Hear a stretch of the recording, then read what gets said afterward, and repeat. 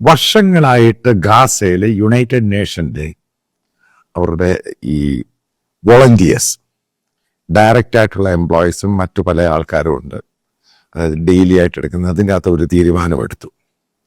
ഗാസയിൽ നിന്നും അവരുടെ ഏകദേശം 260ഓളം ഡയറക്റ്റ് എംപ്ലോയീസിനെ വിഡ്രോ ചെയ്യാൻ. ബേസിക്കലി യുണൈറ്റഡ് നേഷൻ ഇങ്ങനൊരു തീരുമാനം എടുക്കാനുണ്ടായ കാരണം ട്രംപിനോടുള്ള പേടിയ.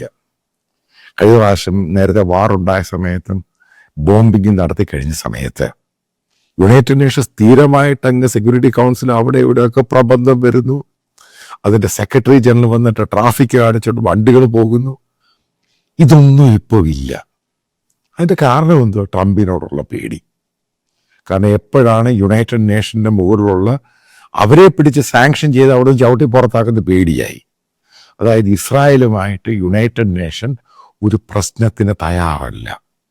കാരണം ട്രംപ് ആ രീതിയിൽ വാൺ ചെയ്തിരിക്കുക. അതിൻ്റെ പേരിലാണ് യുണൈറ്റഡ് നേഷൻ്റെ പല എയ്ഡ് പ്രോഗ്രാം, അവർക്ക് ആഹാരം കൊടുക്കുക, മെഡിസിൻ കൊടുക്കുക, അതിന് വലിയ ഹ്യൂജായിട്ട് ആൾക്കാരുണ്ട്. അതായത് ആദ്യം കുറച്ച് ആൾക്കാരെ മാറ്റി, ഇപ്രാവശ്യം അതിൻ്റെ 85% പേരെ അവർ വിഡ്രോ ചെയ്യുക.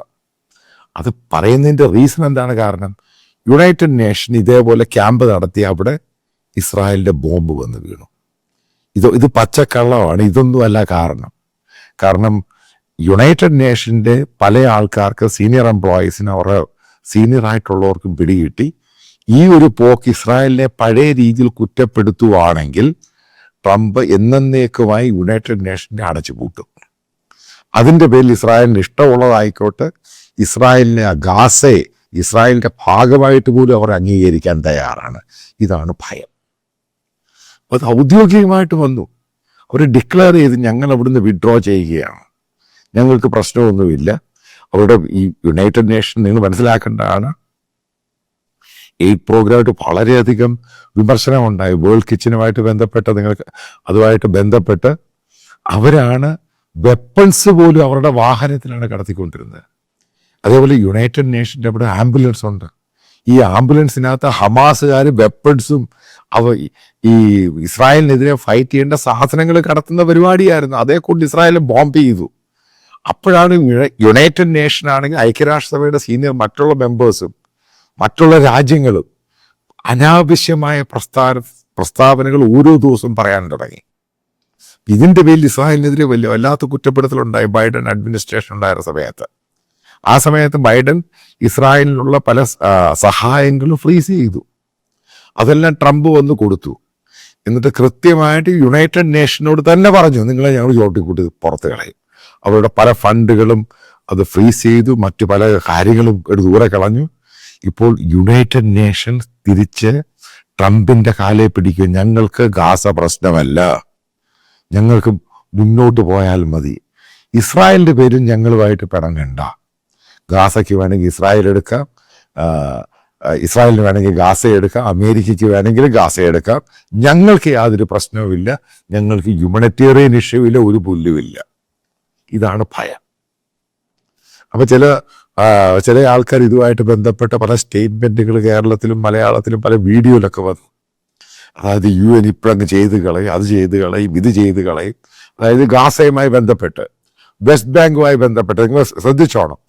ട്രംപ് അധികാരത്തിൽ വന്ന ശേഷം UN ഒരു സ്റ്റേറ്റ്മെന്റ് ഇസ്രായേലിനെതിരെ വന്നിട്ടില്ല. ഭയന്നിട്ട് ഒരു കൃത്യമായിട്ട് അവർക്ക് മനസ്സിലായി അവരുടെ ദൂരകളെ. അല്ലെങ്കിൽ ഇത്രമാത്രം എംപ്ലോയീസിന്, അതായത് പല രാജ്യങ്ങളെന്നെ സഹായിക്കുന്നുണ്ട്, ഇപ്പോഴും അമേരിക്ക തന്നെയാണ് സഹായിക്കുന്നത്. അപ്പോൾ അമേരിക്ക ചില കാര്യങ്ങൾ പോസ് ചെയ്തേക്കുന്നത് പ്രത്യേകം 2-3 മാസത്തേക്കാണ്. കൂടുതൽ വിളച്ചിൽ കാണിക്കുവാൻ എടുത്ത് മുഴുവനും പോസ് ചെയ്ത് നീന്നെ പുറത്താക്കും എന്നുള്ള ഭീഷണിയായി കഴിഞ്ഞപ്പോൾ അവർ കറക്റ്റ് ലൈനിൽ വന്നു. ഇതാണ് ഗാസയെ കാണുന്ന ഇൻട്രസ്റ്റിംഗ് ഫാക്ട് എന്ന് പറയുന്നത്. ഇപ്പം ഇതുമായിട്ട് ബന്ധപ്പെട്ട് ഞാൻ പല വീഡിയോകളിനകത്ത് കൃത്യമായിട്ട് പറഞ്ഞിട്ടുണ്ട്. അതായത് UN ട്രംപ് ഒരു പാഠം പഠിപ്പിക്കും ഇസ്രായേൽ ഇഷ്യൂവിൽ.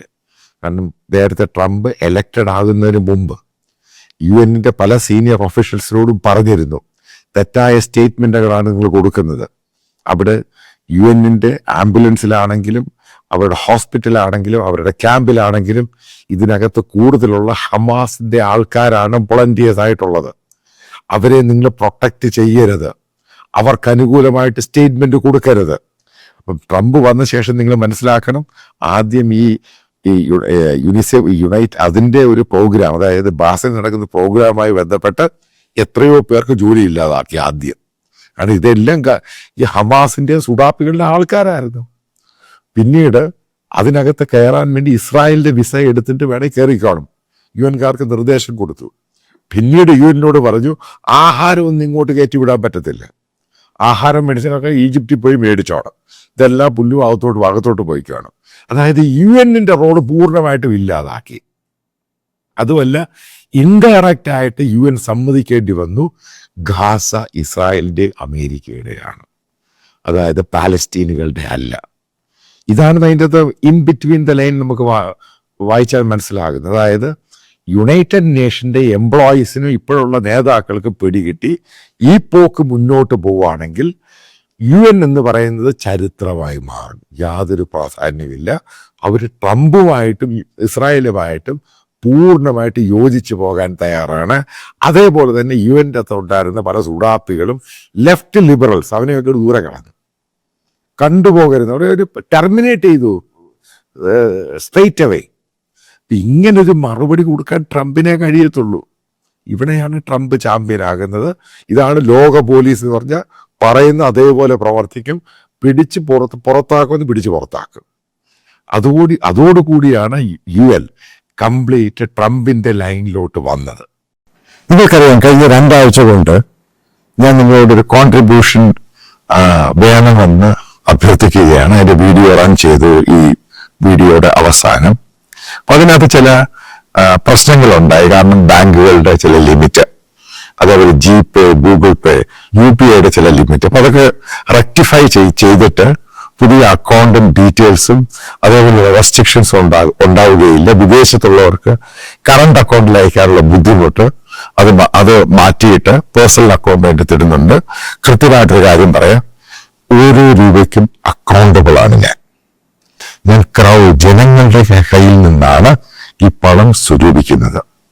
അജണ്ട ഒറ്റ സംഭവമുള്ളൂ, കേരളത്തിൽ ഇന്ന് നടന്നുകൊണ്ടിരിക്കുന്ന മീഡിയ സംസ്കാരം.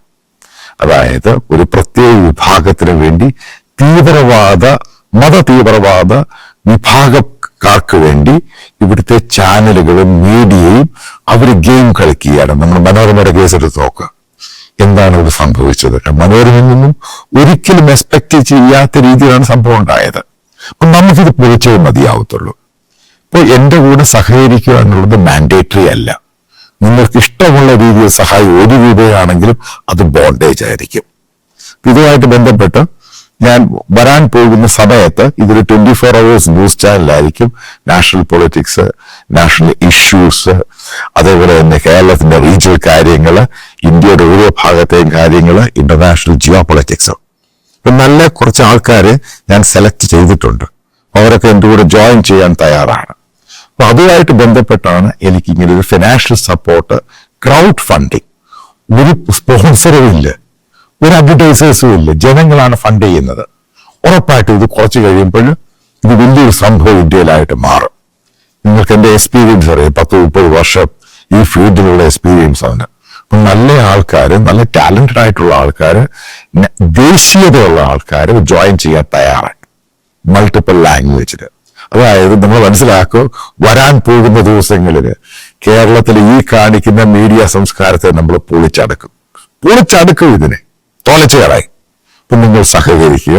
നല്ല ആൾക്കാരുണ്ടെങ്കിൽ തന്നെ, അതായത് ഡെഡിക്കേറ്റഡ് ആയിട്ടുള്ള ആൾക്കാർ എൻ്റെ കൂടെ സർവീസ് ചെയ്യാൻ താല്പര്യമുള്ളവർക്ക്, ജോലി ചെയ്യാൻ താല്പര്യമുള്ളവർക്കും എന്നെ വിവരം അറിയിച്ചാൽ ഞാൻ നിങ്ങളെ ട്രെയിൻ ചെയ്തെടുക്കുന്നതായിരിക്കും.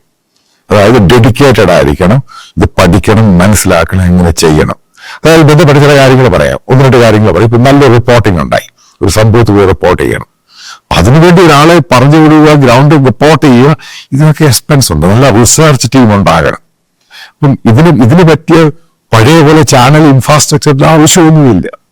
ഇതെങ്ങനെയാണ് എക്സിക്യൂട്ട് ചെയ്തതിന് നല്ല ആൾക്കാരെ എടുക്കണം, നല്ല ടാലൻസിന് പണം കൊടുക്കണം. അതൊരിക്കലും ഫ്രീ ആയിരിക്കത്തില്ല. മോശമായ ടാലൻസിന് അത്രയും പണം കൊടുത്താൽ മതി. നല്ല ടാലൻസിന് പണം കൊടുത്തേ മതിയാവത്തുള്ളൂ. അതാണ് ഇതിൻ്റെ ബേസിക് ഇഷ്യൂ എന്ന് പറയുന്നത്. അപ്പൊ അങ്ങനെയുള്ളവരെ എടുക്കുക. എനിക്കറിയാവുന്ന പല ടീമംഗങ്ങളുണ്ട് എൻ്റെ കൂടെ തെഹൽക്കയിലും മറ്റു പല ചാനലുകളിലൊക്കെ വർക്ക് ചെയ്ത് ഹൈലി ടാലന്റഡ് ആയിട്ടുള്ള ആൾക്കാരുണ്ട്. അപ്പൊ അവരെയൊക്കെ ഒത്തൊരുമിപ്പിച്ച് ഇതിന് ഒരു പല മൾട്ടിപ്പിൾ ലാംഗ്വേജിൽ കൂടെ ഇത് പോകുമ്പോൾ മാത്രമേ ഇതിന്റെ ഒബ്ജക്റ്റീവ് എന്തുവാന്ന് നമുക്ക് മനസ്സിലാവത്തുള്ളൂ. ഇപ്പൊ സഹകരിക്കുന്നതിന് വളരെ നന്ദി. ഫർദർ നിങ്ങളുടെ എല്ലാ സഹകരണം ഇതിന്റെ കൂടെ ഉണ്ടാകുമെന്ന് പൂർണ്ണമായിട്ടും വളരെ സ്നേഹത്തോടുകൂടി പ്രതീക്ഷിക്കുന്നു.